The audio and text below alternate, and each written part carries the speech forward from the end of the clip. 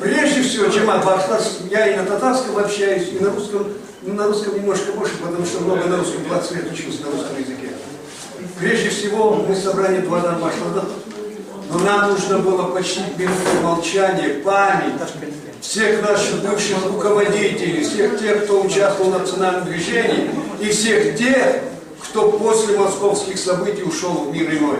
Мое предложение такое. Значит, прошу минутой молчания, не минуту, хоть встанем, почтим их память, и через секундочку сядем. Пожалуйста.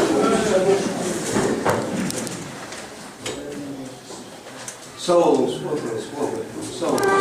этого достаточно, чтобы вы почтили память. Здесь много говорят об организации, о том, что народ движущая сила. Все понимают, что народ, да, действительно, движущая сила, масса. Почему сегодня мы допускаем, что какой-то вот такой вот представлял наш народ? Где эта масса? Где этот народ? Народ надо организовать. Без организации никакой народ – это толпа.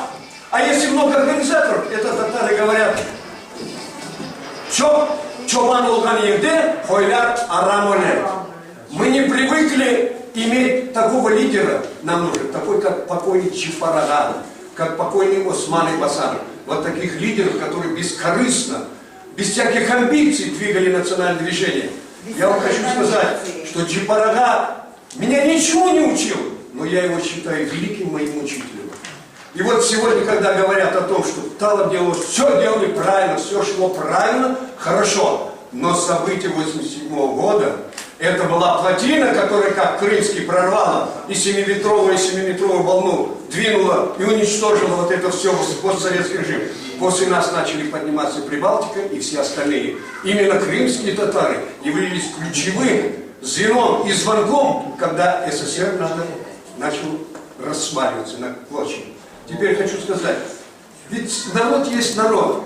В народе есть очень ценные, хорошие люди, которые не участвуют где-то, но они дают деньги, поддерживают.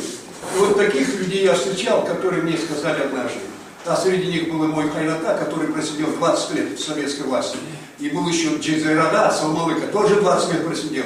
Они однажды вызвали и сказали: Толя, сен башиден коркмайсың. Митингке микрофона алып чыкты, бақыр, Крымға кетсінер, Чеченко бы этмесек, біздің алымыз фена. Вот это я запомнил, и когда у нас был в 87 году митинг, 18 мая, тоже собирались там. Спасибо тем людям, которые организовали вот эту поездку. Шевкет Каракчиев, Эльмир Аметов. Днем и ночью не спали люди. И деньги собирали. Вы думаете, что все пошли за свои деньги? Нет, собирали деньги, давали. И еще момент. Новоалексеевский Джамат ближе всего был. Я не хочу кого-то выделять. Просто да, Узбекистан. Но Новоалексеевка самая близкая. И тогда было сказано: вы ближе всех живете. Если вы не поедете, то кто поедет?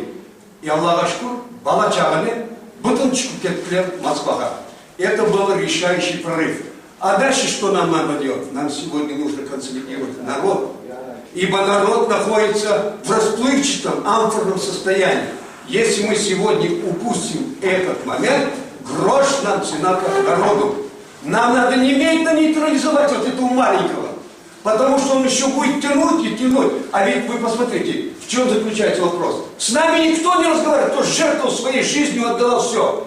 А советуется с ним приезжает. А ну кто он такой? Вот сегодня кто-то сказал, что он там отказался.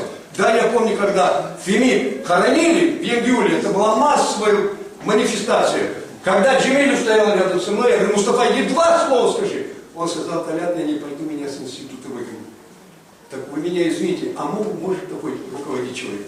И последнее скажу. Джипарага покойный сказал мне по секрету однажды: Толян, если такой человек, как Джемилев Мустафа, придет в Крыму во главе народа, у наших дела все развалится где-то. Вот это его слова золотые были.